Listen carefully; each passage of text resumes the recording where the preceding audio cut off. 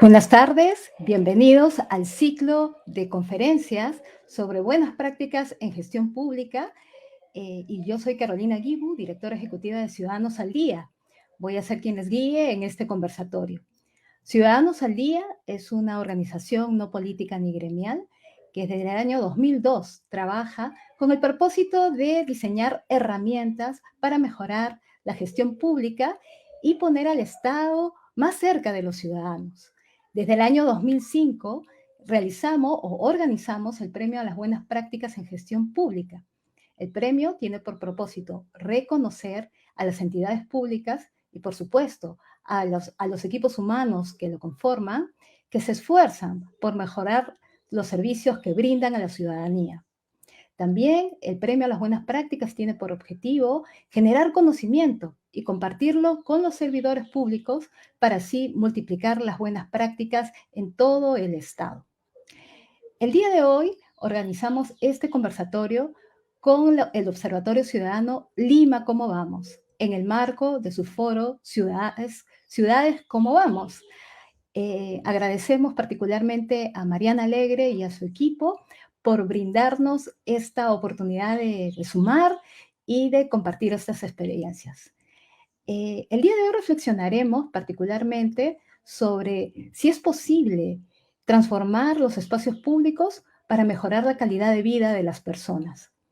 Si podemos aportar de alguna manera la generación y el diseño y la planificación de ciudades que sean más inclusivas, más seguras, más sostenibles, en el marco de un modelo centrado en las personas. Y por ello, el día de hoy tendremos o nos presentaremos las experiencias de la Municipalidad Metropolitana de Lima, ganadora del Premio a las Buenas Prácticas en Gestión Pública 2021, en la categoría Movilidad y Espacios Públicos Sostenibles, con la práctica Limeños al Bicentenario. También tendremos a la Municipalidad Distrital de Jesús María, con finalista del Premio a las Buenas Prácticas en Gestión Pública 2021, en la misma categoría por la práctica Jesús María Bonita. Y antes de empezar, déjenme compartirles y leerles las pequeñas biografías de quienes nos acompañan el día de hoy. Nos acompaña Carlos Javier Vega Oroza, coordinador general de Limeños al Bicentenario en la gerencia municipal de la Municipalidad Metropolitana de Lima. Carlos Vega es especialista en gestión social y multidisciplinar para proyectos de intervención urbana.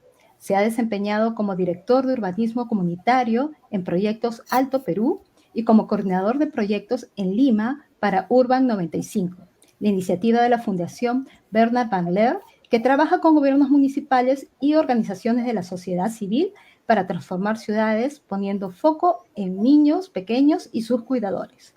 Actualmente es coordinador de la Gerencia Municipal de la Municipalidad Metropolitana de Lima para dos iniciativas de alcance metropolitano: Limeños al Bicentenario, la cual promueve proyectos de transformación táctica y comunitaria de espacios públicos con foco en los ciudadanos, y Lima Te Cuida, una estrategia de promoción de la salud y el bienestar integral en barrios vulnerables a través de intervenciones articuladas bajo un enfoque territorial. También nos acompaña el día de hoy Pablo Armando Paredes Ramos, gerente de Administración Tributaria y Rentas de la Municipalidad Distrital de Jesús María. Pablo Paredes es abogado de la Universidad San Martín de Porras, con más de 10 años de experiencia en la administración pública, magíster en gestión pública por la misma universidad, habiendo desempeñado cargos directivos en las áreas de renta, administración y presupuesto de gobiernos locales.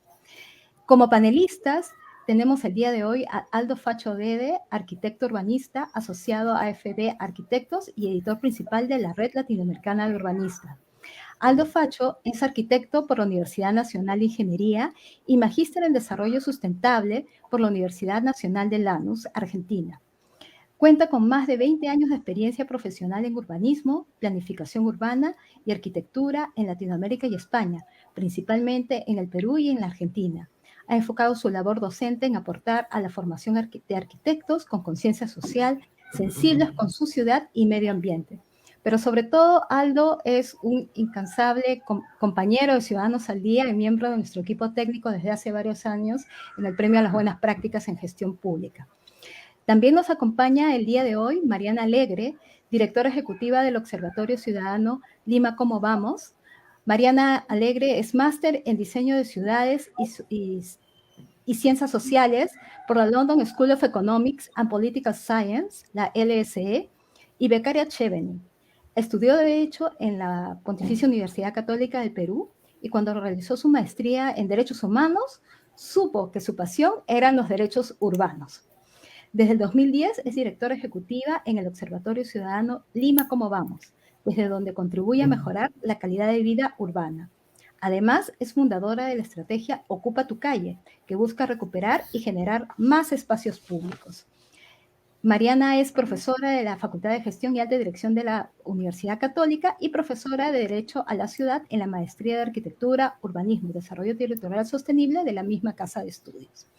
Y bueno, también Mariana es miembro de nuestro equipo técnico desde hace un par de años, ¿no? Del Premio a las Buenas Prácticas en Gestión Pública. Gracias, Mariana, siempre apoyándonos en ese tema. Y el día de hoy también nos acompañan dos periodistas que forman parte de nuestra red de periodistas de Ciudadanos al Día. Nos acompaña Georgina Carlos, de Radio Líder de Chancay. Georgina es periodista de la región Lima. Desde el año 2006 es editora de Hidroboletín FENTAP, sobre agua, saneamiento y medio ambiente. Es encargada de prensa de Radio Líder de Chancay y fundadora y administradora de la página Líder Chancay y Perú Provincias. Y también tenemos a Marco Antonio Casas Santillana, director del diario El Cusco, el diario de Cusco, perdón. Marco Antonio Casas es periodista, licenciado en Ciencias de la Comunicación de la Universidad Nacional San Antonio Abad del Cusco, y como mencioné, es periodista, director de El Diario, pero sobre todo miembro de la red de Ciudadanos al Día. Tanto a Marco Antonio como a Georgina, muchas gracias por estar presente en este evento. Nuestra red tiene ya que tiene todos los años el Premio a las Buenas Prácticas, ¿no? Y sobre todo siempre tratando de identificar aquello que la gestión pública puede hacer y puede mejorar para servir mejor a la ciudadanía. Bueno, y después de esta introducción, quería empezar invitando a Carlos Verga, coordinador general de Limeños al Bicentenario, a que nos cuente su experiencia. Carlos, por favor. ¿Qué tal? Buenas tardes con todos. Buenas tardes con todos, con todas. Gracias por la oportunidad de compartir la experiencia de Limeños al Bicentenario desde la Municipalidad de Lima. Gracias a Ciudadanos al Día, Lima Cómo Vamos. En realidad, gracias también por el reconocimiento a la práctica con el Premio de Buenas Prácticas de Gestión Pública del 2021. Para cambiar las ciudades, cambiar una ciudad de a pocos o de a muchos, es un reto súper grande y complejo, y creo que trabajar desde una entidad pública es una opción que se hace cada vez más necesaria. Necesitamos más profesionales cada vez más en las entidades públicas para cambiar las ciudades. Es un reto, como digo, complejo, arriesgado, pero nada, no hay que tenerle miedo y aquí estamos. Limeños al Bicentenario es una iniciativa, siguiente por favor, una iniciativa que nace en realidad por iniciativa del alcalde de Lima, del alcalde Jorge Muñoz. Es una iniciativa táctica y participativa de recuperación de espacios públicos. Plantea generar entornos seguros y saludables para la recreación y el disfrute al aire libre de la mano de los vecinos y vecinas. Lo que hacemos es recuperamos espacios que se encuentran en deterioro y lo hacemos poniendo las necesidades de los usuarios, las necesidades y deseos de los usuarios siempre al centro. Ponemos un foco especial en un grupo de población que a veces se ve un poco dejada de lado, que son los bebés, los niños pequeños, sus cuidadores y las personas con movilidad reducida. Siguiente, por favor. Estas cifras las voy a pasar rápido, sé que no contamos mucho tiempo y son cifras que todos conocemos, pero digamos resumen la brecha a nivel de espacios públicos que tiene la ciudad de Lima, ¿no? Lima es una ciudad que tiene muchos años creciendo, ha venido creciendo sin planificación, con mucha autoconstrucción, justamente se generó una brecha muy grande de espacios públicos, y entonces Limeños al Bicentenario lo que plantea es la generación de un modelo que sea altamente replicable, y para que sea altamente replicable en una ciudad como Lima, tiene que trabajar con recursos realistas, con recursos que los vecinos mismos puedan tener a mano para tomar sus espacios públicos en el buen sentido de la palabra, hacerlos suyos y generar un cambio con muy poco costo, pero con alto impacto en su cotidiano, en espacios cotidianos que disfrutan todos los días. Siguiente, por favor. El programa, como digo, nació justamente desde la iniciativa del alcalde, de que si bien hay un montón de grandes proyectos de inversión que son necesarios digamos, para transformar la ciudad, ¿no? Y irla mejorando, estos procesos toman un tiempo, ¿no? Y con esta gran brecha que estaba mencionando hace un rato, y tanto tiempo de desatención, lo que necesitamos es generar otra manera paralela, otra vía alterna paralela, que en realidad ponga al centro a los vecinos como transformadores de sus espacios, y que nosotros como municipalidad y gobierno local le demos el soporte a ellos en qué necesitan. Lo que hemos hecho hasta la fecha ha sido validar un poco una metodología de acción al interno de la municipalidad y con vecinos de distintos distritos de Lima Metropolitana. Hemos recuperado 16 espacios a la fecha, 20.100 metros cuadrados de espacios públicos recuperados. De estos 20.100 metros, 18.000 han sido ganados a los autos para el peatón, ¿no? 86.500 vecinos más o menos son beneficiados por estos espacios que están cerca de sus lugares de tránsito o vivienda.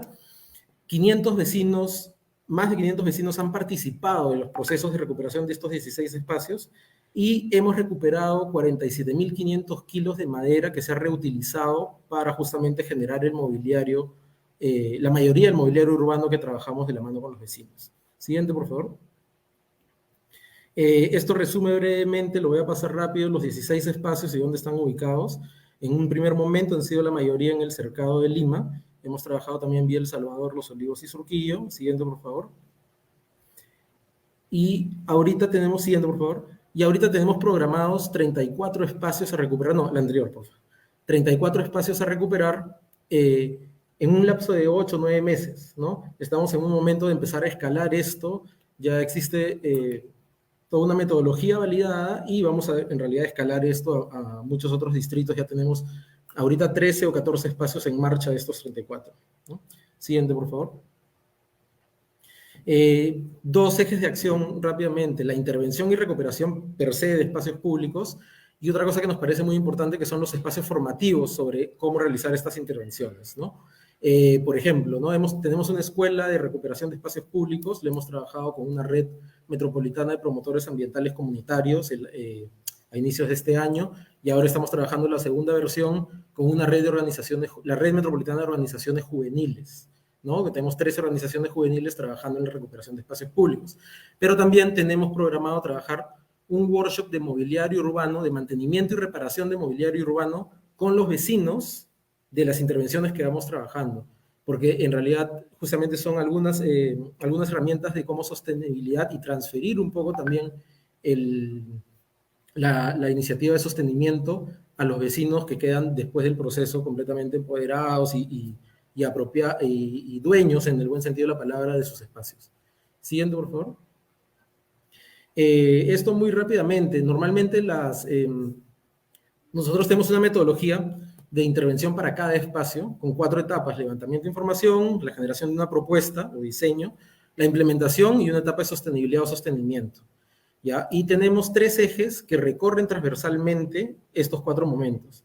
Estos ejes son la participación ciudadana, la data para la toma de decisiones y el conocimiento de que la transformación tiene que ser ágil y, como digo, con los recursos, hablando coloquialmente, con los recursos que hay a la mano en cada lugar y que hay a la mano desde las áreas de mantenimiento de la Municipalidad de Lima. Estos 3 ejes recorren y se adaptan a cada momento de la intervención, de la metodología, con distintas acciones, ¿no? Por ejemplo, hablando justamente de movilidad y espacios públicos sostenibles, en el momento que ya llega la sostenibilidad después de la implementación, ¿qué hacemos? Ahí tenemos un enfoque muy claro en el cambio de comportamiento. Cuando uno ya recupera un espacio, lo que se trata es de generar hábitos de uso del espacio, y que los vecinos mismos incluyan en su rutina diaria el uso y disfrute del espacio. Muchas veces la gente está desconectada realmente.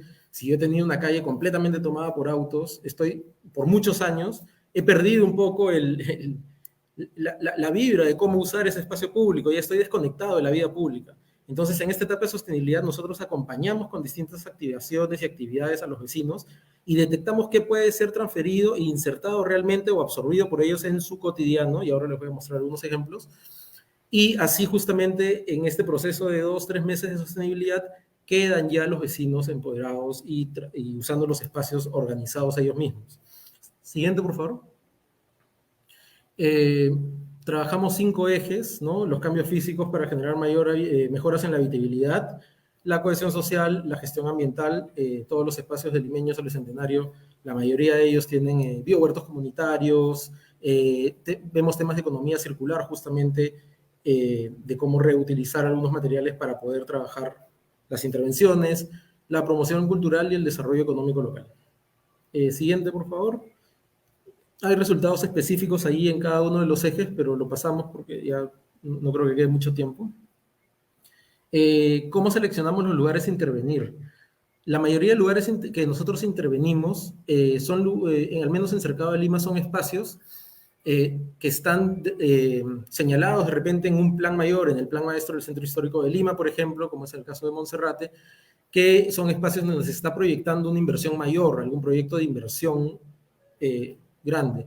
En ese caso, ¿no? Los proyectos de Limeños al Bicentenario entran como una etapa previa, ¿no? a cuando ya se vaya a empezar un proyecto de inversión, justamente para informar un poco a los equipos que están diseñando los proyectos, para afinar un poco el diseño en base justamente a la prueba que se da en el uso y a la reactivación del uso que se da con los vecinos.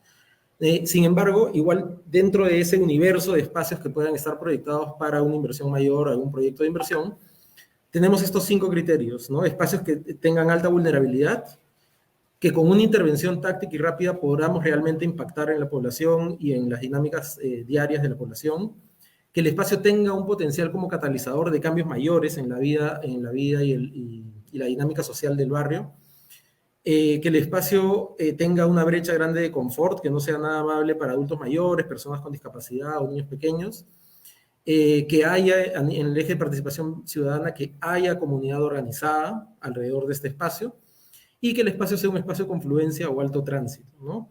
Mientras más criterios de estos se cumplan, el espacio va a ser priorizado para intervención. Siguiente, por favor. Siguiente, por favor. Rapidito, siguiente. Voy a pasar rápidamente a mostrarles algunos antes y después. Este es en el barrio de Monserrate en 2019, cuando lo encontramos, en la foto de la izquierda, y esta es una foto después de la intervención, ¿no? Y en este barrio seguimos avanzando con las intervenciones de la mano del Plan Maestro del Centro Histórico de Lima. Siguiente, por favor. Esta es una foto también en el barrio de Monserrate. Hubo un incendio el año pasado, en agosto, en el Jirón Tayacaja, y como bien estamos en etapa de diseño de un proyecto de inversión para toda esta área, no podíamos esperar justamente a cerrar toda esa etapa de diseño y desarrollo técnico, que además está sujeto de aprobaciones en el Ministerio de Cultura, etcétera, etcétera, que son pasos que hay que seguir, pero que demoran, y entonces teníamos que intervenir de alguna manera para ganar el espacio público, y justamente que sea usado cotidianamente. Hoy en día este espacio, siguiente por favor, esta intervención es de septiembre seguramente del año pasado. Hoy en día nos damos con la buena noticia y damos refuerzo a ello, que por ejemplo en este espacio se encuentran algunos nidos cercanos, ¿no? Y estos nidos o guarderías privadas no tienen espacio al aire libre para disfrutar. Todos los días a las 3 de la tarde, 4 de la tarde, hay maestras de estos nidos que van a usar este espacio con los niños porque lo sienten un lugar seguro para que los niños puedan correr y jugar al menos por 1 hora, pero lo hacen todos los días y eso es súper importante, ¿no? Siguiente, por favor. Esto es en Jirón Camaná, en las cuadras 6, 7 y 8, en Cercado de Lima, en donde se le ganó 2 carriles al Jirón, que en realidad acá aparece una avenida por el ensanche, y se habilitó toda una alameda peatonal. En el marco de la pandemia, ahí tenemos un CISOL, que es un hospital que tiene mucha afluencia de público, y se necesitaba justamente tener un espacio que permita el mayor distanciamiento social de la gente que espera para el hospital, que esperaban en una vereda muy, muy angosta de Girón Ocoña. Siguiente, por favor. Este es el pasaje Paiva, había muchos vehículos por muchos años, los vecinos estaban completamente ahogados, por así decirlo, con los vehículos que estaban estacionados en su calle, encerrados en sus edificios. Trabajamos de la mano con ellos en un reordenamiento de los lugares de estacionamiento y recuperamos generamos un espacio peatonal y de disfrute cotidiano para ellos. Siguiente, por favor. El mismo espacio en la noche, esta era la vista nocturna de Girón Paiva, llena de desmonte y autos, y este es la de ahora en las noches, ¿no? Siguiente. Esto es en Girón Araníbar, en Santa Beatriz, también un espacio, una calle sin salida que da la oreja del Zanjón, de la vía expresa, en el cruce con México. Y al ser una calle sin salida también era un espacio ganado por los autos para estacionar. Se ha recuperado esta calle para el peatón y para los vecinos que viven en estos edificios, que no tienen espacios al aire libre, y hay una oportunidad ahí de ganar un espacio para ellos. Hoy los vecinos de los edificios se empiezan a organizar para salir a ciertas horas juntas, las madres con sus hijos y así, etcétera. Siguiente, por favor. Esos son algunos ejemplos de lo que hacemos. Quedamos abiertos en realidad a cualquier pregunta, duda, consulta más adelante y gustosos también de escuchar todo lo que tengan que aportar los panelistas. Trabajamos en asociación con dos entidades, la Fundación Bernard Van Leer y Bloomberg Associates. La Fundación Bernard Van Leer a través de su programa Urban 95 y Bloomberg Associates, ambos como fortalecedores con capacidad técnica a lo que venimos haciendo. Eso es todo. Muchas gracias.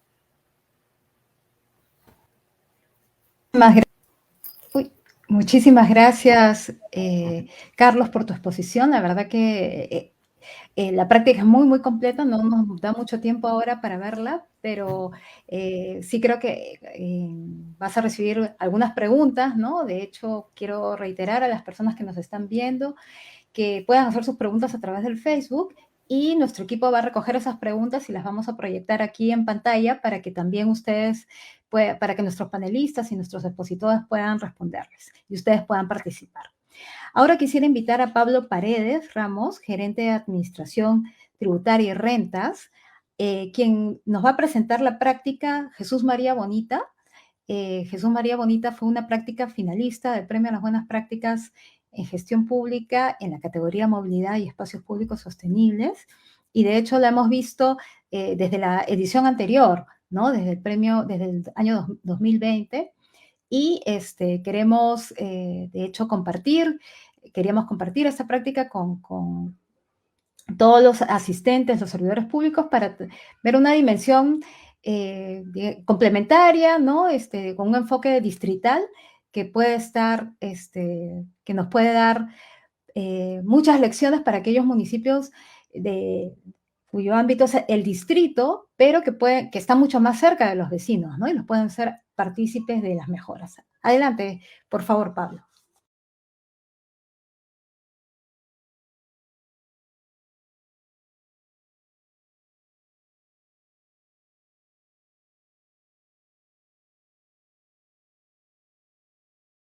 Activa tu micrófono, por favor, Pablo. Disculpa. Ahora sí. Buenas tardes con todos. Les agradezco la invitación en nombre de la Municipalidad de Jesús María. Bueno, vamos a explicarles en qué consiste esta buena práctica Jesús María Bonita de la Municipalidad de Jesús María. Siguiente. Siguiente. Bueno, inicialmente les explico someramente en qué consisten las municipalidades distritales. Como todos sabemos, son órganos de gobierno local que tienen autonomía financiera y administrativa y se encargan principalmente de brindar servicios públicos tales como serenazgo, parques y jardines, limpieza pública. También se encargan del mejoramiento y mantenimiento de las áreas y vías de uso público. Siguiente. Siguiente. Una anterior.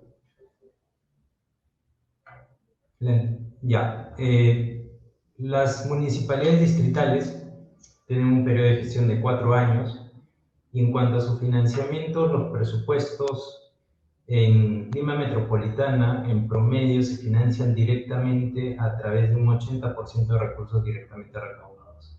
En el caso específico de Jesús María, el financiamiento a través de recursos directamente recaudados alcanzaba un 79%.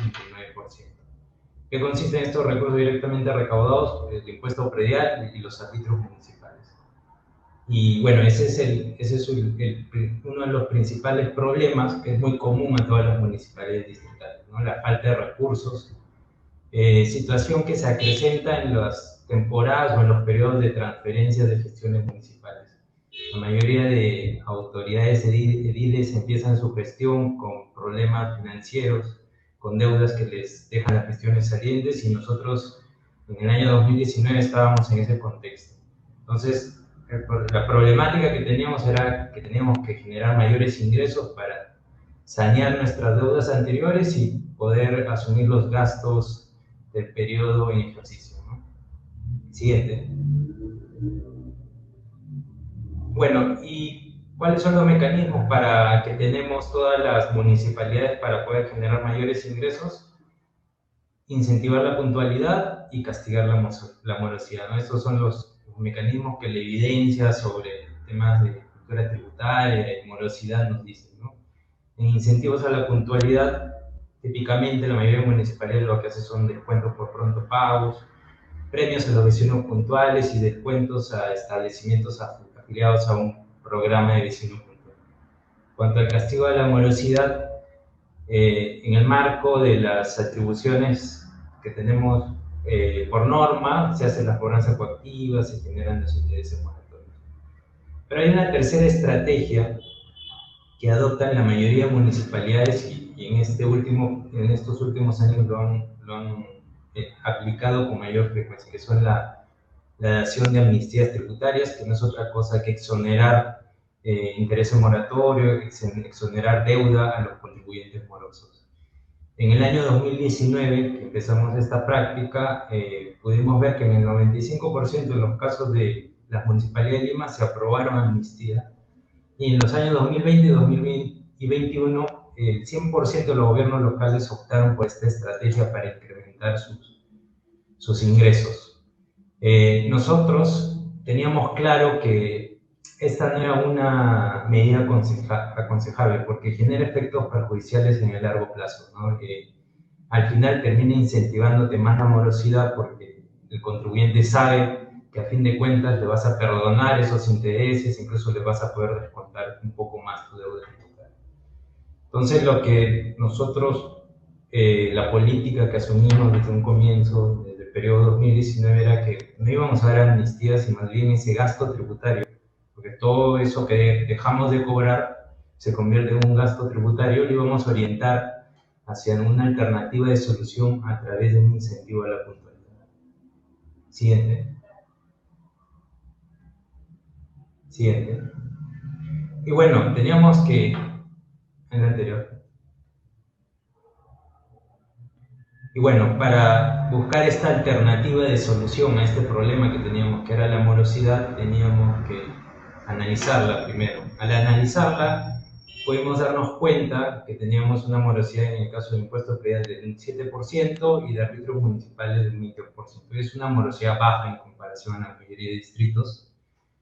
Pero al analizarla más a detalle y cruzarla con diversas variables que podemos tener en la data que contaba el municipio, nos pudimos dar cuenta que la morosidad estaba concentrada en edificaciones antiguas.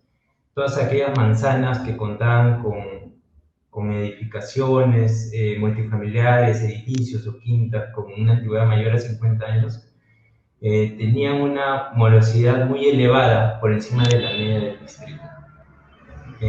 Entonces, al fin de idear un programa de incentivo, una alternativa de incentivo tributario que beneficie a este grupo de contribuyentes que son los que estaban en esta situación de morosidad, analizamos cuáles eran las necesidades de estas edificaciones. Siguiente.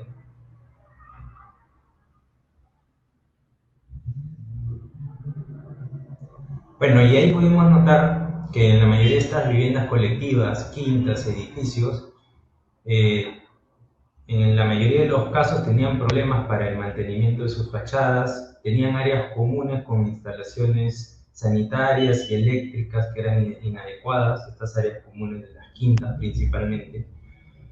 También contaban con jardines y áreas verdes interiores sin el mantenimiento adecuado.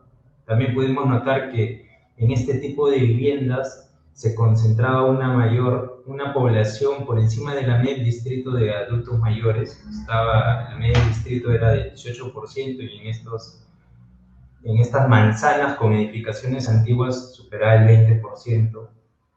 También estos hogares eran hogares con ingresos suficientes que no podían afrontar el mantenimiento adecuado de sus viviendas. Siguiente. Bueno, y es así como diseñamos y nos enfrentamos a este desafío que teníamos para poder recuperar mayores tributos y poder a su vez plantear un incentivo tributario adecuado. Como dato adicional, es bueno señalar que nosotros analizamos en la gestión anterior, en la gestión municipal anterior, en el periodo 2015 al 2018, el gasto tributario que había alcanzado la municipalidad por estas amnistías había alcanzado la suma de 2.300.000 soles. Entonces, más o menos, tomando en cuenta ese dato, es que diseñamos un programa en el que oriente todo ese gasto tributario hacia un gasto público que beneficie directamente a los vecinos. Bueno, entonces, partiendo de esas premisas, morosidad concentrada en edificaciones antiguas, y estas edificaciones antiguas con problemas para el mantenimiento de sus áreas comunes, de sus fachadas, se diseñó y se ideó el programa Jesús María Bonita. Este programa Jesús María Bonita iba a estar destinado a las viviendas colectivas, edificios o quintas con más de 50 años de antigüedad, en los cuales la Municipalidad de Jesús María les brindaría el apoyo con la mano de obra para el pintado de las fachadas, para la recuperación y el mantenimiento de las áreas verdes internas en el caso de los edificios y las quintas. Y en el caso particular de las quintas, también se brindaría apoyo con mano de obra para el cambio de las instalaciones sanitarias, las instalaciones eléctricas, el cambio de piso de las áreas comunes. Los materiales para todas estas intervenciones sí deberían correr a cuenta de los propios contribuyentes. El único requisito que se les exigió a los contribuyentes era que sus edificaciones tengan más de 50 años de antigüedad, que era el grupo que habíamos analizado, y que el 80% de los propietarios de estas edificaciones multifamiliares se encontrasen al día en el pago de sus tributos. Siguiente. ¿Cuál fue el ciclo de implementación? Bueno, primero tuvimos que aprobar una norma que nos autorice, una ordenanza fue en el mes de mayo del año 2019, mediante la cual se autorizó a dirigir ese gasto tributario hacia un gasto que iba a ir en beneficio de los vecinos y de espacios que en teoría no son espacios públicos, sino son espacios privados, pero al ser un incentivo tributario esto se podía encauzar como un gasto público porque la promoción del pago puntual es una función pública que tiene la municipalidad. Bueno, en el mismo mes de aprobada esta norma, se conformó un equipo técnico que estaba conformado por 3 personas, supervisor, un promotor y un coordinador. Se efectuó también entre el mes de mayo y el mes de junio, se efectuó la invitación a todos los posibles beneficiarios mediante una campaña muy agresiva por diferentes medios, ¿no? Incluso se hicieron visitas personalizadas a través de promotores de cobranza a cada una de estas edificaciones multifamiliares que estaban dentro del rango para invitarlos a participar en este programa. En paralelo también ya se había iniciado la convocatoria para la contratación de una empresa contratista que efectúe todo el pintado, y en el mes de julio ya se adjudica la buena pro y se suscribe un contrato, y es a partir de esa fecha que venimos ejecutando hasta el día de hoy el programa Jesús María Bonita, ¿no? A la fecha ya hemos intervenido en 60 edificaciones multifamiliares, en 20 quintas y en 40 edificios a través de este programa. También contamos con 171 solicitudes que presentaron, de las cuales 120 ya fueron aprobadas y hemos intervenido en la mitad, y la mitad también se encuentra en el tema. Bueno, estas son algunas intervenciones. Esta es una quinta, siguiente. Este es un edificio, siguiente. Estas son algunas de las áreas comunes de algunas quintas, siguiente. También intervenimos en dos conjuntos residenciales que son antiguos y muy emblemáticos del distrito, como es el agrupamiento Angamos, en donde intervenimos en todos los edificios. En la residencial San Felipe vamos avanzando el 30%, se han mejorado las áreas comunes, incluso en el caso del agrupamiento Angamos se pintaron espacios lúdicos. Acá también, en el caso residencial San Felipe, incluso nos pusimos de acuerdo con todas las asociaciones de junta de propietarios para que uniformicen sus colores, y ahí venimos avanzando en muy buena medida, ¿no? Siguiente. Como principales resultados tenemos, son 65 edificios multifamiliares mejorados, 20 quintas, 40 edificios, más de 10.000 metros cuadrados de área verde internas intervenidas, más de 106.000 metros cuadrados pintados de fachada. Se han cambiado pisos en 7 quintas y también se han cambiado las instalaciones sanitarias de 7 quintas. Como beneficiarios hemos tenido 1.470 familias y hemos podido revalorizar en un 10.5% la valorización de todos estos predios intervenidos. Siguiente. Otros beneficios adicionales que tuvimos con esta intervención, que los hemos levantado luego de cada una de ellas, que en el 90% de los casos los vecinos han considerado que se ha mejorado su calidad de vida. El 48% de los vecinos reconoce que ha mejorado la relación con los vecinos. En el 73% de los casos ha mejorado también la percepción de seguridad. Y en el 100% de los casos, las familias encuestadas se han encontrado satisfechas con el trabajo realizado. En cuanto a la morosidad, que era inicialmente el principal objetivo, lo hemos podido reducir en el caso del impuesto predial desde un 7% en 2018 a un 4% que vamos a concluir este año, y en el caso de árbitros municipales de un 22% a un 18% con el que concluiríamos este año. Un dato también muy interesante acerca de los incrementos en la recaudación que hemos tenido es que en el promedio de recaudación por intereses moratorios en el periodo 2015 al 2018 era de 1 millón de soles en forma anual. En estos 3 años, desde que se inició esta buena práctica, la recaudación por intereses ha sido de 1,5 millones, ¿no? Ese medio millón adicional que ya no lo hemos exonerado a través de amnistías ha servido para financiar esta buena práctica que es un María Bonita. Bueno, y por último, siguiente. Las lecciones aprendidas que tenemos de esta buena práctica, en primer lugar, que hemos podido corroborar que se puede hacer una gestión eficiente de cobranza sin necesidad de dar amnistías. Ese gasto tributario que usualmente realizan casi todas las municipalidades se puede reorientar hacia un gasto que beneficie directamente a los vecinos y también beneficia a la comunidad en su conjunto. Se mejora el ornato urbano, se mejoran las áreas verdes y las áreas comunes. Las normas sociales son un instrumento importante también para fomentar la cultura tributaria. En la etapa previa a la presentación de las solicitudes, los mismos presidentes de la Junta de Propietarios nos han apoyado bastante a motivar a los contribuyentes morosos a que se pongan al día y puedan cumplir el requisito para presentarse a este programa.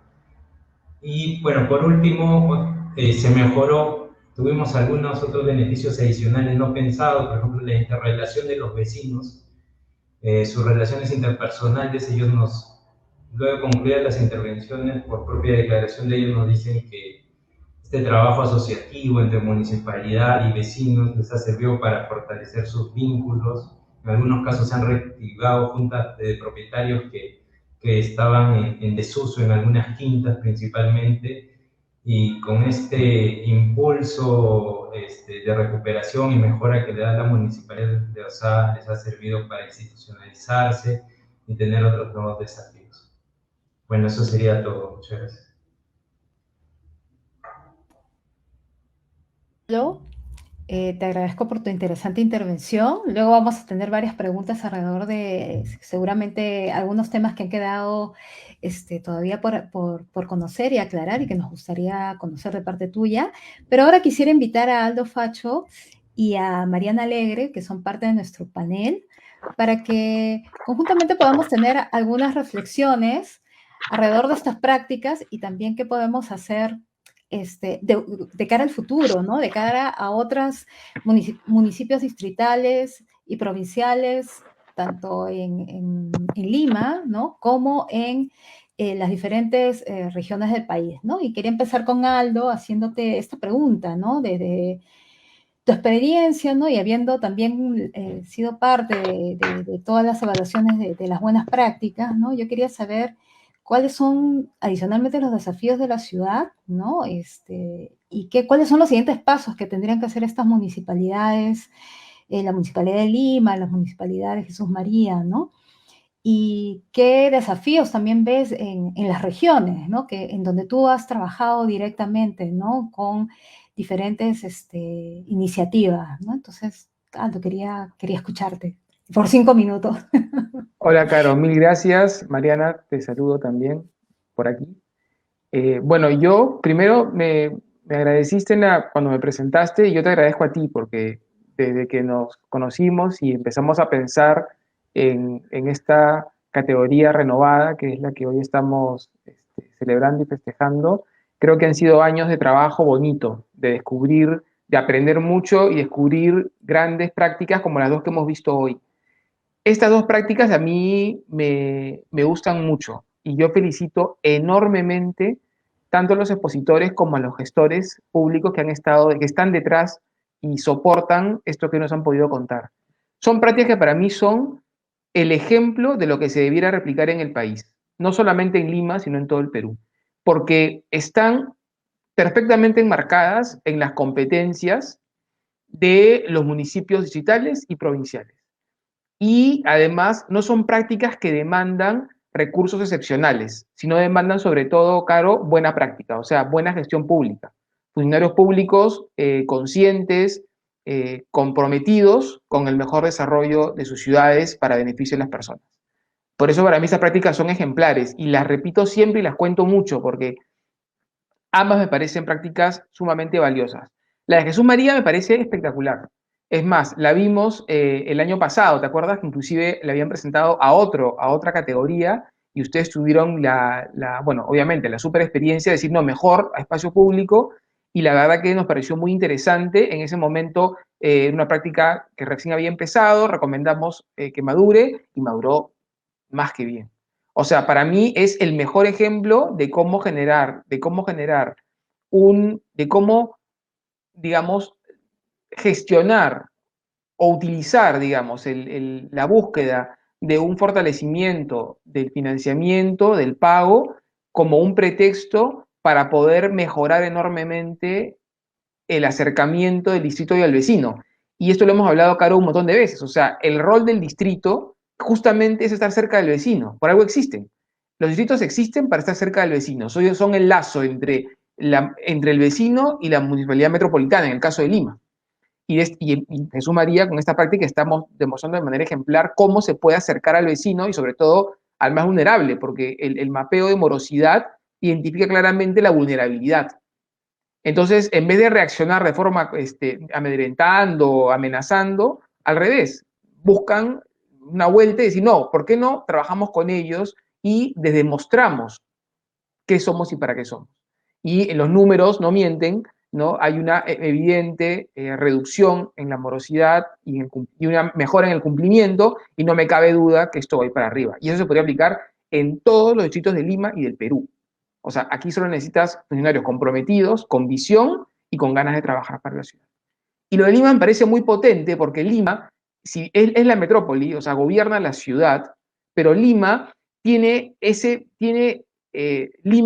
interviene solamente en los espacios públicos metropolitanos. O sea, avenidas principales, parques metropolitanos, zonales y demás. Lima no puede intervenir en los distritos, por lo menos no debiera de forma directa. Pero Lima tiene un distrito que es el Cercado de Lima. Entonces me parece muy potente la práctica porque consigue conectar ese ese rol de municipio distrital en el cercado, ese rol de municipio metropolitano, demostrando cómo ese accionar, si quieres, con este enfoque de urbanismo táctico, de acción concreta, inmediata, con la participación de los vecinos, puede generar un germen transformador que luego debiera consolidarse en mejores cambios en los distritos, con los distritos. Quizás, y yo no dudo que esto esté pensado y esté ejecutado, el paso siguiente de esta muy buena práctica sería conectarla y enlazarla con la gestión distrital, con los distritos, para que puedan consolidarlas en ya obras de inversión pública de mayor duración. Así que nada, gracias de nuevo y súper felicito a ambos expositores y sobre todo a ambos equipos de gestores públicos. Gracias, Aldo. En verdad sí, pues, ¿no? Esta categoría se refinó y se amplió gracias a tu participación en ella, pero también creo que hemos aprendido ambos, ¿no? De todas estas prácticas que van surgiendo y que vamos observando, van creciendo también, ¿no? Mariana, yo tenía una pregunta más bien desde el Observatorio Ciudadano que tú lideras, Lima, ¿cómo vamos?, ¿no? Ustedes han brindado varias recomendaciones en los informes anteriores, en algunos casos hemos intervenido también como panelistas en algunos eventos tuyos, tratando de un poco de traducir, ¿no?, en mejoras esas recomendaciones que ustedes daban respecto a las cifras que salían en las encuestas, ¿no? Entonces yo ahí tenía una pregunta respecto a si la Municipalidad de Lima, desde tu perspectiva, ¿cómo le ha ido a la Municipalidad de Lima, a la Municipalidad Provincial del Callao, ¿no?, con estas recomendaciones? Y también, ¿qué tan lejos estamos, ¿no?, respecto a la mejora, ¿no?, o a lo que podríamos nosotros llamar dentro de este tema de movilidad y espacios públicos sostenibles, ¿no?, una ciudad diseñada y pensada para mejorar la calidad de vida de las personas, ¿no? Y desde tu punto de vista, ¿no?, ya pensando en las demás regiones del país, ¿no?, ¿qué recomendaciones adicionales podemos darles, ¿no?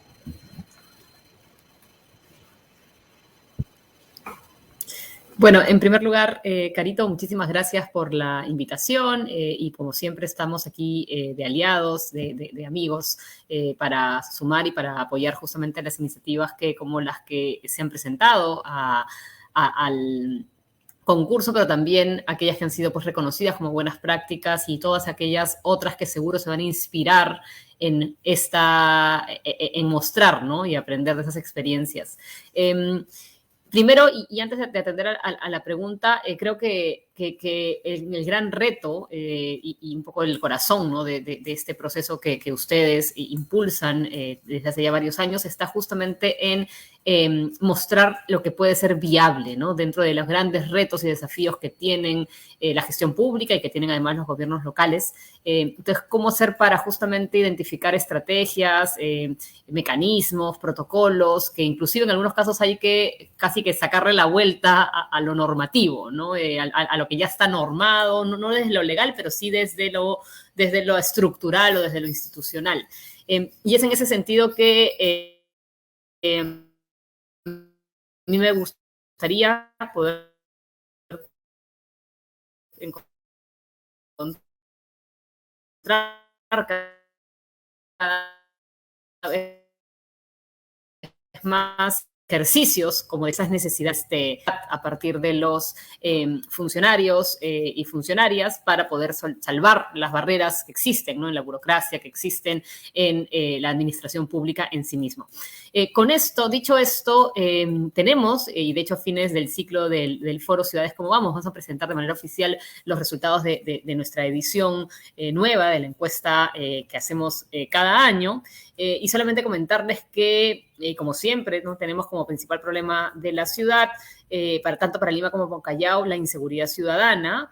Y a esto le sigue, ha pasado al segundo lugar los temas vinculados a la limpieza pública y la acumulación de basura. Importante nota, eso recae específicamente en las responsabilidades de los gobiernos locales, ¿no?, y por lo tanto hay un trabajo ahí importante que atender.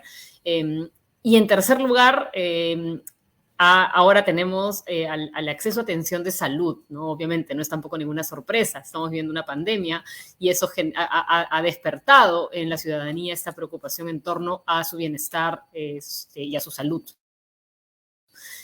Entonces, acá hay también otro gran desafío que atender, no solo desde el gobierno nacional, ojo, también desde el gobierno local, cómo acercar servicios, cómo, ¿no?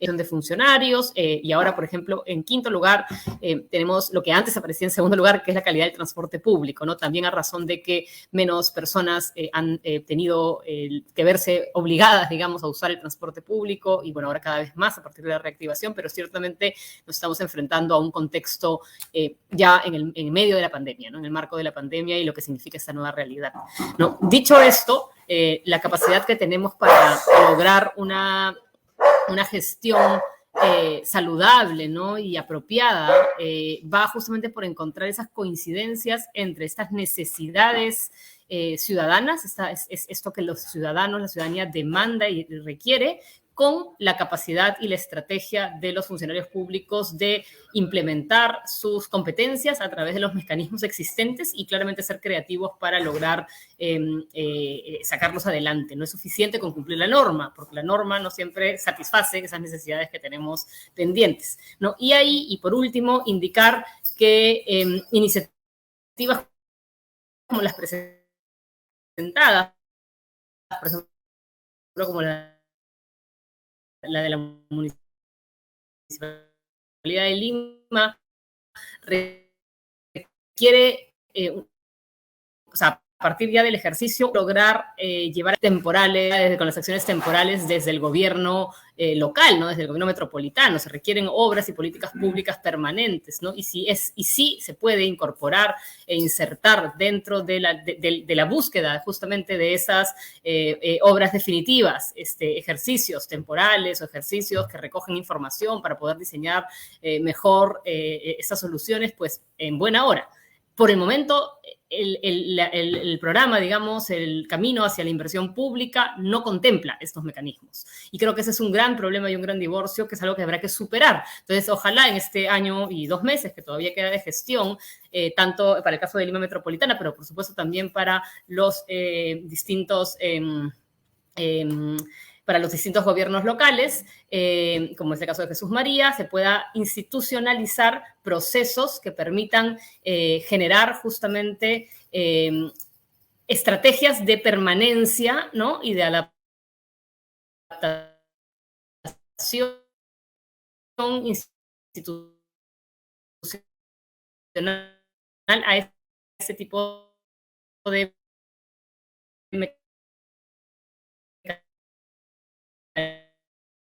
mecanismos que en buena hora son visibles de gestión pública. Gracias, Mariana. Veo pasar a tu hijo, que es un miembro,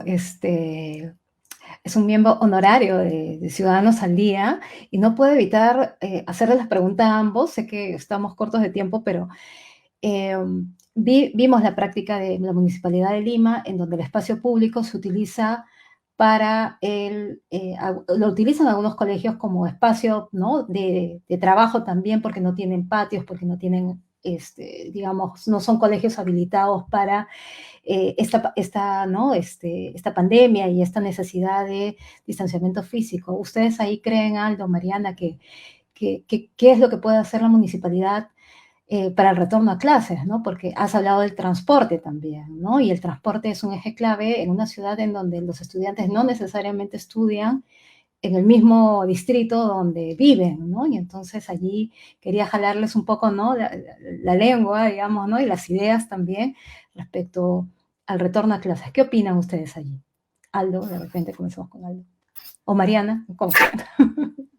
Bueno, es indiferente. Mira, yo creo que esta pandemia también nos ha, como bien dice Mariana, ha puesto en evidencia que la rigidez de a veces las normas o de esto ¿no? de los ámbitos de competencia, que es lo que tanto nos traba y nos limita cuando los funcionarios públicos quieren hacer su labor y quieren intervenir y quieren actuar en la ciudad, a veces se encuentra con ese freno, ¿no? No, este espacio no es de competencia del distrito, este espacio no es de competencia de la metrópoli, si inviertes aquí, te sancionan, ¿no? Bueno, si bien, digamos, no debemos nunca vulnerar esos espacios porque nos ponemos en riesgo como funcionarios públicos, la pandemia sí nos ha mostrado que si somos innovadores en la manera como intervenimos y como actuamos de forma coordinada, podemos transformar los espacios que habitamos. Y ahí el Ministerio de Vivienda, que también fue reconocido como una buena práctica, rápido reaccionó con la guía de intervención en espacios públicos, justamente, tanto para comercios, restaurantes, usos culturales y también para mercados y comercio. Con lo cual, no es que estamos utilizando la calle para que alguien venda, sino que estamos usando mejor el espacio público vial que es la calle. Yo creo que con la escuela esto también sucede. Si trabajamos con ingenio, en coordinación con los colegios, con la UGEL y con los padres de familia, podemos activar espacios públicos que están a veces casi muertos o que tienen muy poca actividad, ganándolos para que los niños tengan más áreas abiertas donde puedan ellos interactuar, desarrollarse, aprender. En el marco de la urgente y vuelta a clases, urgente, retrasadísima, buscando que los niños puedan reencontrarse y volver a abrazarse, que es lo más importante. Bueno, digamos, abrazarse quizás después, pero por lo menos reencontrarse, ¿no? Y poderse ver las caras y poderse hablar de par a par, sobre todo los más chiquitos, los más pequeños, ¿no? Que son los que más necesitan ese contacto visual, esa proximidad. Así que no me cabe duda que esta flexibilización de la anterior rigidez sobre los espacios públicos viales o los espacios públicos recreativos, hoy debiera permitirnos pensar con mucho más libertad su mejor uso y activarlos. Y ahí Mariana, tú tienes varios proyectos en ese sentido. Ocupa tu Cole, tienes también Ocupa tu Calle, viene trabajando muchísimo. Creo que ustedes también, imagino, habrán visto cómo se ha acelerado también este proceso de convencimiento de los diferentes gobiernos locales, distritales, en poder justamente ocupar los espacios públicos. Mariana. Sí, justo, de hecho, el Minedu en julio de este año, antes del cambio de gobiernos, generó una normativa con unos lineamientos para promover lo que se llama Aprendo en Comunidad. Y dentro de este paraguas estaba justamente el uso de los espacios públicos, inclusive espacios privados que pueden estar disponibles para actividades de aprendizaje para niños, niñas, adolescentes, ¿no? En general. Y esto es una muy buena noticia, ¿no? Porque eso lo que ha hecho ha sido oficializar el escenario de la ciudad como un espacio de aprendizaje más allá del aula o más allá de la escuela, dando una visión mucho más integral, ¿no? Nosotros efectivamente venimos impulsando un proceso hace ya varios años de Ocupa tu Cole. Ahorita justo estamos diseñando algunas acciones con miras a acompañar también a algunas escuelas a articular una serie de elementos en torno justamente al retorno. Y ahí es donde confirmar, digamos, que aún existen políticas donde se está restringiendo, ¿no? El uso de espacios públicos, de espacios de parques, de plazas para niños, no solo en el uso de juegos recreativos, sino también en el uso de actividades organizadas, deportes, arte, cultura, que hacen un sinsentido, ¿no? En este contexto justamente de pandemia, cuando ya sabemos que el aire libre o los espacios abiertos representan un riesgo mínimo de contagio. Por otro lado, una pregunta nueva que hemos agregado a la encuesta de este año, justamente parte de esta realidad, ¿no? La pregunta ha sido, ¿quién ha sido el principal responsable del cuidado, ¿no? de un niño dentro del aula que para las clases escolares, ¿no? Y lo que tenemos es que es ciertamente la madre, ¿no? La que recibe la mayor carga en términos del cuidado, y la distribución para el caso de el padre u otro adulto es bastante reducida, ¿no? O sea, estamos hablando de un total de 42.8% de cuidados en relación a la madre versus un 5.1% de cuidados exclusivos del padre, ¿no? Y hay un intermedio de que se van turnando padre, madre 6.6%, o hay cuidados de otro familiar u otro adulto alrededor de un 7%, ¿no? Entonces, eso nos muestra también cómo las políticas de aprendizaje y de educación, además de las políticas en general asociadas a los cuidados, tienen que ser atendidas, ¿no? Bogotá, en su plan de ordenamiento territorial actual, que están buscando aprobar, ha desarrollado una estrategia de manzanas del cuidado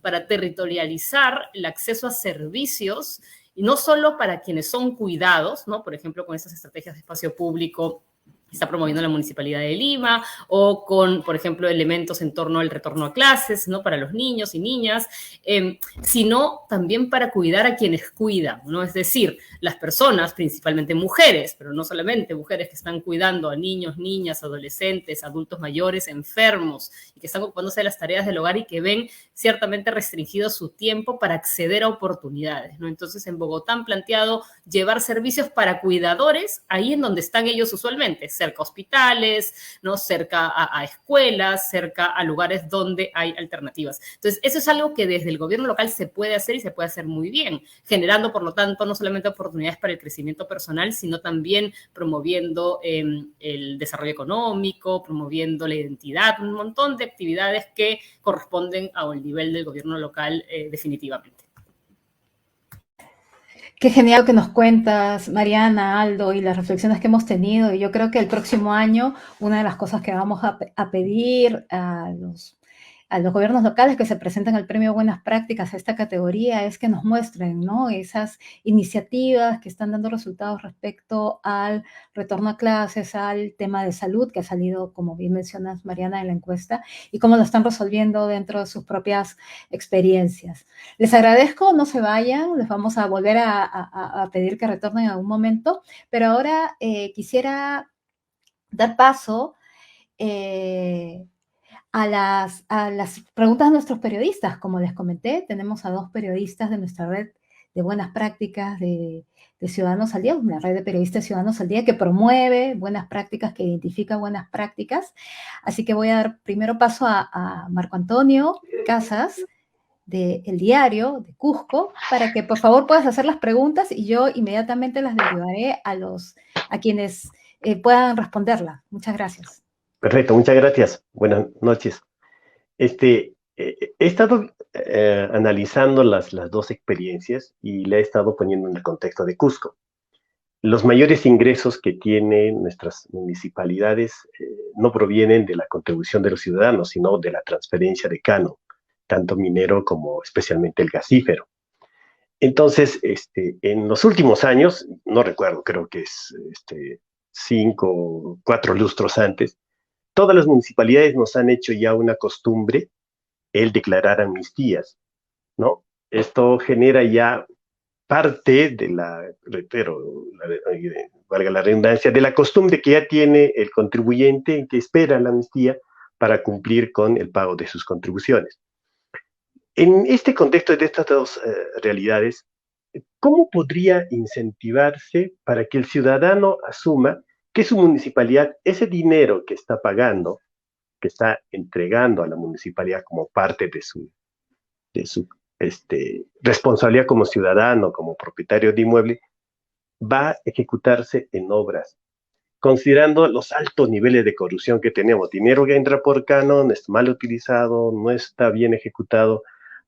El presupuesto anual siempre llega al 57, 65% de gasto, y entonces el ciudadano no tiene mucha confianza en su municipalidad. Gracias, Marco Antonio. Entonces yo le doy el paso a Pablo, quizás, para que nos conteste y que se ponga, ¿no?, en el contexto de Cusco, y que nos diga qué podría hacer o qué podemos hacer, ¿no?, en este caso de municipios o gobiernos locales que tienen cuestionamientos en temas de transparencia, en gestión, ¿no?, para poder reanimar, ¿no?, a los ciudadanos a poder contribuir o aportar. ¿Qué nos puedes contar ahí, Pablo? Si puedes encender tu micrófono, por favor. Gracias. Sí, perdón. Sí, el dato que yo había dado era de Lima Metropolitana, que es en donde los ingresos directamente recaudados son alrededor del 80%, en el resto del país sí es de un 20%. La principal fuente de ingresos, como dice Marco, son las transferencias del gobierno central. Bueno, y eso hace también que la rendición de cuentas sea distinta, ¿no? En Lima, no necesariamente es una norma, pero hay muchos estudios al respecto. Mientras mayor sea la contribución y el sostenimiento por parte de los contribuyentes, van a poder exigir más servicios y más obra pública a las autoridades, ¿no? De repente en provincia, por este mismo desfase que hay entre el financiamiento de sus presupuestos, en donde la mayoría viene dado por las transferencias, la rendición de cuentas y la exigencia de resultados no sea la misma, ¿no? Pero sin descuidar eso, las autoridades municipales también tienen que tomar en consideración que las transferencias son montos o ingresos a los presupuestos que son muy, muy volátiles. A veces mucho depende de los ingresos, los precios de los minerales, las transferencias que se hacen por esas recaudaciones. En cambio, los ingresos que obtienen, que de repente sean en menor medida, pero por recursos directamente recaudados, son ingresos más con una base imponible más inmóviles, más constante y más predecible en el tiempo. Esto parte también de las políticas tributarias y financieras y gestión fiscal que tienen que asumir las mismas responsabilidades. Las mismas autoridades tienen que tomar conciencia que siempre va a ser preferible que tu estructura de financiamiento del presupuesto obedezcan al recurso directamente recaudado. Lo más coherente para eso es que la política de cada gestión, y nosotros lo hemos logrado, la única forma en que hemos podido lograrlo es siendo coherentes desde el principio, ¿no? Desde el principio los animamos al pago puntual, tratamos de incentivar a los puntuales y dijimos que no íbamos a premiar a los morosos, ¿no? Incluso durante el tiempo del COVID, que incluso se recrudecieron la situación económica de los contribuyentes, tampoco dimos amnistía, ¿no? Y tuvimos muy buena respuesta por parte de los contribuyentes, incluso los mismos contribuyentes que transcurrió el primer año de gestión, que es muy habitual que todas las gestiones municipales en el primer año de gestión den amnistía. Terminó diciembre, se dieron cuenta que no dimos amnistía, comenzaron a cambiar también su comportamiento y su cultura tributaria, ¿no? Comenzaron a asumir de que si ellos pagan puntual, no es justo que los morosos les hagamos descuento, les hagamos rebaja, ¿no? Incluso ellos mismos exigían que no demos amnistía, que las reglas que hemos puesto desde el comienzo de la gestión sean claras y se mantengan a lo largo del tiempo, ¿no? Y ahí lo principal sería la coherencia, ¿no? No puedes, por un lado, incentivar el incremento de la recaudación de impuestos y después a la más breve contingencia comenzar a dar amnistías, que pueden ser muy populares de repente en algún momento de crisis o de alguna coyuntura, pero que después a largo plazo va a tener efectos perjudiciales en el comportamiento de la población. Gracias, Pablo.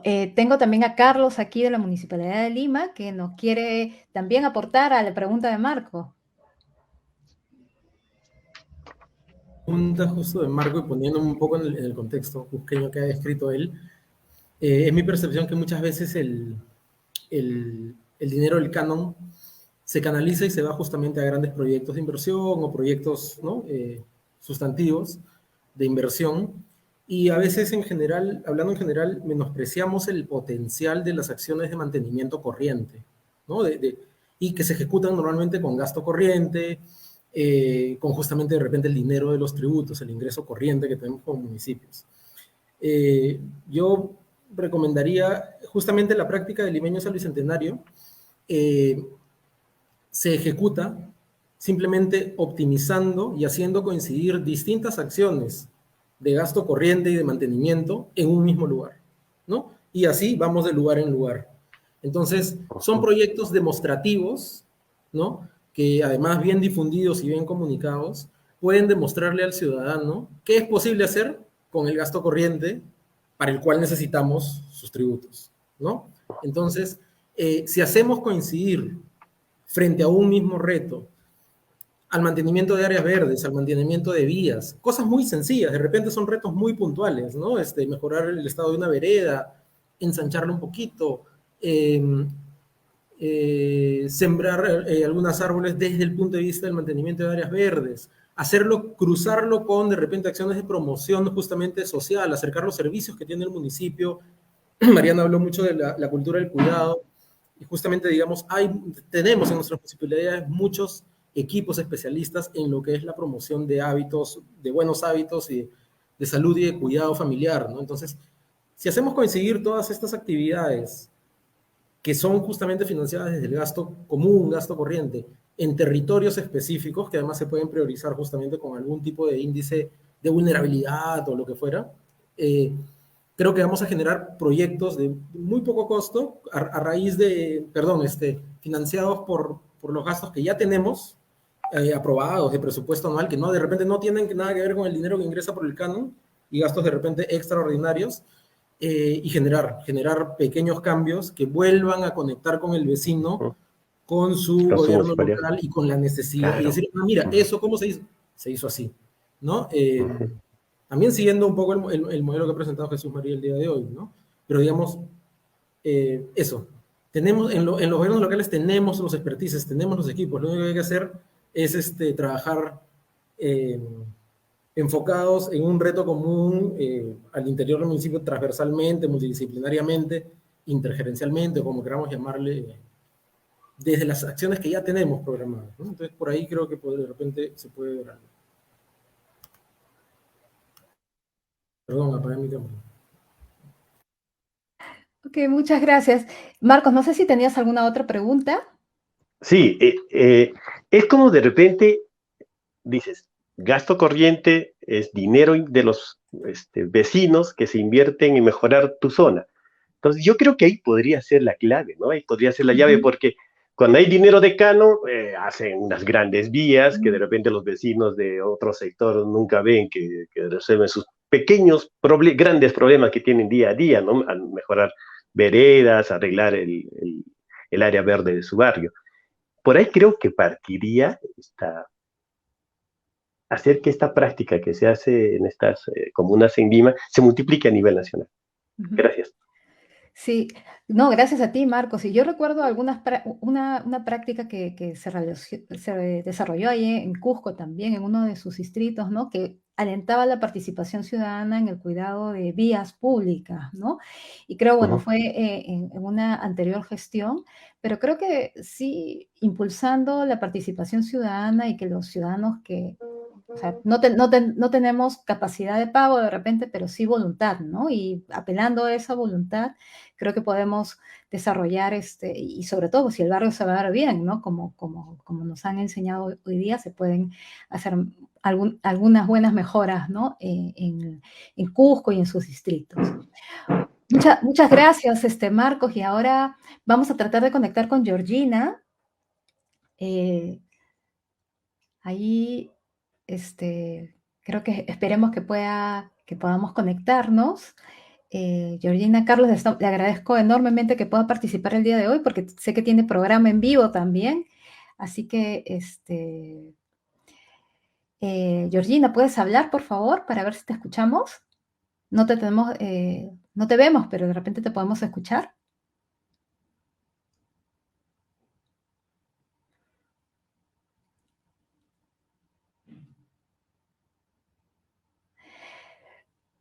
Bueno, parece que, me dicen aquí por interno que no podemos escuchar a Georgina. Me da una pena. Georgina nos ha mandado, por si acaso, también sus preguntas, así que las voy a pasar a leer. Y hace una pregunta muy, muy interesante, dos preguntas muy interesantes. La primera es, ¿cómo han mejorado las condiciones de transitabilidad para las personas con discapacidad en sus respectivos municipios? Está dirigido tanto para la Municipalidad de Lima como la Municipalidad de Jesús María, ¿no? ¿Cómo se ha mejorado esa transitabilidad para personas con discapacidad, con diferentes discapacidades que no solo son únicas físicas, ¿no? Existen diferentes discapacidades. Y la otra es, ¿cuánto asciende el presupuesto para mejorar y se ha aumentado con la pandemia? Empezamos con Carlos de repente ahora. A ver, partamos muchísimas de las acciones que se están tomando desde la municipalidad de Lima ponen al centro al peatón. Primero al peatón, ¿no? O sea, al peatón en general, y esto incluye obviamente a las personas con discapacidad o movilidad limitada, ¿no? Estamos ejecutando, implementando un fuerte plan de peatonalización en nuestro centro histórico. Le vamos a cerrar la gestión con 41 cuadras peatonalizadas. He compartido algunas cifras de cómo este modelo de Limeños al Bicentenario, que está empezando una etapa de escalamiento, justamente como lo mencionaba Aldo, hacia los distritos, casi el 90% de los metros cuadrados recuperados son metros cuadrados recuperados para el peatón y asegurándonos de que sean accesibles para las personas con discapacidad, y no solo personas con discapacidad, sino también madres o cuidadores, como justamente hablaba Mariana, con coches de bebé, por ejemplo, ¿no? O sea, ¿dónde puede rodar un coche de bebé y dónde no? Es algo que en cada intervención que hacemos ponemos al centro, ¿no? ¿Dónde puede rodar un coche de bebé? ¿Dónde puede rodar una silla de ruedas?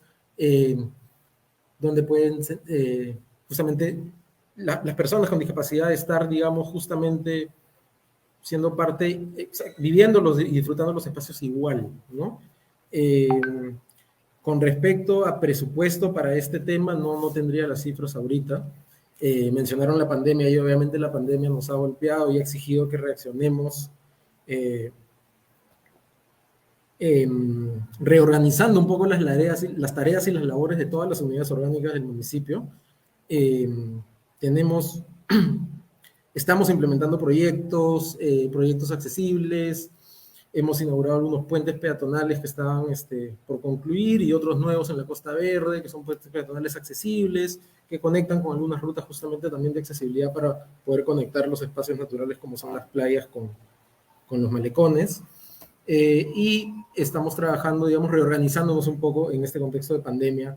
Tenemos un programa que se llama Lima Te Cuida, justamente a raíz de lo que mencionó también Mariana del cuidado, y estamos ya en nuestra tercera intervención barrial focalizada. Me llamó mucho la atención lo de las manzanas estas en Colombia.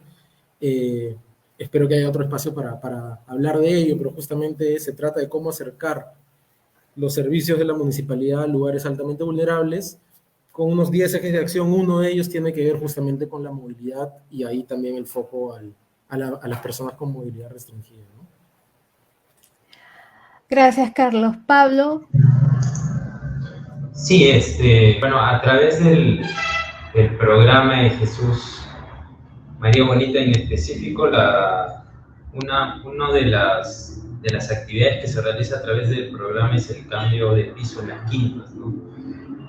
Como también mencionamos cuando analizábamos estas zonas con edificaciones antiguas, también pudimos darnos cuenta que estaban también habitadas en su mayoría por población adulto mayor, ¿no? Y muchas veces estos pisos no habían sido cambiados de hace 20, 30 años en promedio, y no tenían estos pisos que son pasajes de las quintas. En algunos casos sí son lugares de encuentro de los propios vecinos. Incluso también las gradas, a través de la intervención que tiene la municipalidad, han sido mejoradas, se han sustituido por pisos más adecuados de acuerdo a las características de las personas, de los habitantes de estas quintas, y también se han mejorado las rampas de acceso que se tienen para que puedan ellos transitar. En cuanto al presupuesto, como la mayoría de distritos, durante el año 2020 tuvimos una reducción en el presupuesto en cuanto a los ingresos. A pesar de las transferencias que hubieron de gobiernos centrales, ellos no pudieron compensar la pérdida de ingresos que se tuvo y que ha sido natural durante el año 2020. Y durante el año 2021, si bien ya nos hemos recuperado a nivel de ingresos, aún tenemos una brecha de deudas que se arrastran del año 2020 que no pudieron ser cubiertas, ¿no? Pero a pesar de eso, la política de la municipalidad ha sido de racionalizar otro tipo de gastos y priorizarlos principalmente en mejora de espacios públicos. Justo más o menos, hilvanándolo con la anterior pregunta de Marco, el este programa de Jesús María Bonita incluso ha sido extendido acá en la municipalidad hacia un plan de Jesús María Bonita, en donde en las zonas que intervenimos también se interviene de puerta a puerta de todas las calles, mejorando las veredas, mejorando los retiros municipales y también mejorando las vías mismas, ¿no? Y mejorando también las áreas verdes de estos retiros municipales, los sardineles, etc. Estas intervenciones que hace la municipalidad es por zonas. Y lo que se busca también cuando terminamos una intervención es involucrar a la mayor cantidad de unidades orgánicas de la municipalidad, ¿no? Luego de que intervenimos y mejoramos en muchas ocasiones jardines, y vienen promotores de sostenibilidad para concientizar también a los vecinos en su cuidado y en el mantenimiento. Gracias, Pablo. Les agradezco a ambos por sus respuestas y ahora sé que estamos con el tiempo justo, pero no quería dejar de proyectar y las preguntas que nos hemos recibido del público. Tenemos la primera pregunta de Javier Gembes, que pregunta, ¿hay alguna iniciativa para incentivar la participación activa de los ciudadanos en el gobierno municipal que los afecta? No sé si Carlos o Pablo puede contestar esta pregunta. Sí, claro, si me permiten. O sea, independientemente de iniciativas como las que justo hemos mostrado hoy, que fomentan la participación activa para fines específicos, como son la recuperación de espacios públicos, de los propios barrios de los vecinos, nosotros al menos, nosotros en el Cercado de Lima tenemos una red de casas comunales, ¿no? Y estas casas vecinales, estas casas vecinales justamente trabajan mano a mano con los vecinos, mapeando los problemas y fomentando la participación activa en el mapeo justamente de retos y oportunidades para ir mejorando las distintas zonas del Cercado de Lima. Asimismo, también contamos con una iniciativa que es muy importante para nosotros, que es el Comité Consultivo de los Niños Consejeros del Alcalde. El Comité Consultivo de los Niños Consejeros del Alcalde se reúne con el alcalde periódicamente para no perder que desde la perspectiva de los niños podemos realmente no solo aprender, sino mantener fresca la mirada de lo que hacemos, ¿no? Los niños nunca mienten, dicen, y es completamente verdad. Y esa es una iniciativa concreta que tenemos por la cual los niños, que además participan de todo un proceso formativo como parte de esto, tenemos una red de promotoría ambiental juvenil, comunitaria, tenemos otra promotoría ambiental vecinal, tenemos redes de organizaciones juveniles, redes de líderes juveniles, esto sí a escala, tanto lo ambiental como lo juvenil, a escala metropolitana, ¿no? Son todas redes de la Municipalidad de Lima que fomentan justamente la participación activa y el recojo de información activamente juntamente con los miembros de estas redes para informar la toma de decisiones que tenemos, ¿no? Gracias, Pablo. ¿Ustedes tienen algún espacio para justamente poder recibir estas, ¿no? Consultas, ¿no? O sugerencias de parte de los vecinos que se ven afectados, ¿no? Que eso es lo que entiendo de la pregunta, ¿no? Cuando se ven afectados por una acción municipal. Sí, mira, al margen de de las actividades enmarcadas a través del presupuesto participativo y las juntas vecinales, este programa de Jesús María Bonita, que si bien ya lo hemos ejecutado solo en 60, vamos ejecutando en 60 viviendas colectivas, ya tenemos solicitudes presentadas de 170 viviendas colectivas, ¿no? En estas 170, este programa, porque no es solo trabajo de la municipalidad, sino requiere también bastante colaboración de los vecinos para recaudar cuotas extraordinarias de participación. A veces las intervenciones demoran 2 a 3 meses. Esto nos ha permitido también que ellos mismos reactiven, principalmente en las quintas que estaban descuidadas, juntas de propietarios que no las tenían, ¿no? Luego de culminar la intervención, estas juntas de propietarios establecen un canal de comunicación que antes no tenían con la propia municipalidad y con los propios promotores, a fin de exigir a los demás servicios públicos y las demás intervenciones que realiza la municipalidad. Por eso incluso eso lo mencionamos como una lección aprendida, que esta buena práctica también ha reforzado las relaciones interpersonales, incluso entre ellos mismos, entre estas viviendas colectivas, y les ha permitido, como les decía, tener ya un canal más oficial entre ellos y la municipalidad para exigir sus derechos, ¿no? Gracias, Pablo. Tenemos una pregunta adicional que podemos compartir, es de Julio César Narlo Vázquez. Dice: buenas noches a los anfitriones y panelistas. Soy de la ciudad de Chancay. César Nario. Dadas las políticas de inversión nacional, si en un futuro se construyera el gran megaproyecto portuario que generaría grandes inversiones y desafíos de distribuir los ingresos económicos por recaudación de canon e impuestos, ¿cómo debería ser nuestra política de inversión según nuestras nuevas autoridades? Es una pregunta que les pide ponerse ustedes desde esa mirada. No sé si, Carlos, comenzamos brevemente porque ya nos gana el tiempo. Si se avisora este panorama, que en realidad espero que se dé, ¿no? Porque tal cual como lo describes, sería súper potente y súper necesario y impactaría de manera beneficiosa a mucha población en Chancay. Creo que desde ya se debería ir trabajando en justamente todo lo que tiene que ver con el involucramiento de la gente que vive en la zona, que usa la zona, que trabaja en la zona, para poder para que el proceso de implementación, construcción o de cualquier acción que se tenga que dar en el marco de ese proyecto esté informado realmente de las necesidades, retos y oportunidades que postulan los vecinos, usuarios, trabajadores, empresarios, etcétera, de la zona. Es un trabajo previo que hay que hacer, articular, y creo que, mi recomendación iría por esa línea, ¿no?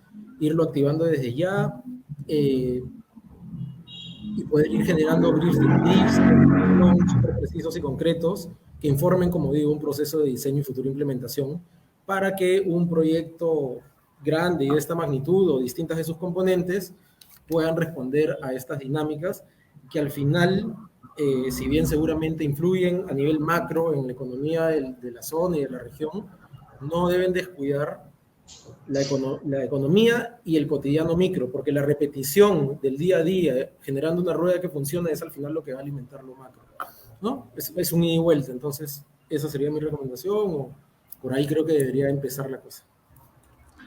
Gracias, Carlos. No sé si Pablo, ¿tienes algo que agregar? Sí, bueno, mi recomendación sería de que se adopten las actividades que, bueno, ya están normadas, ¿no? De todo el Sistema Nacional de Planeamiento. Ya te establece un documento de planeamiento y de gestión que deberían cumplir la mayoría de autoridades locales, que son los planes de desarrollo concertado, en donde ya se debería diagnosticar cuáles son las problemáticas de cada localidad, cuáles son sus brechas de infraestructura, los proyectos que deberían priorizarse, esto que se trabaja en conjunto con la sociedad civil.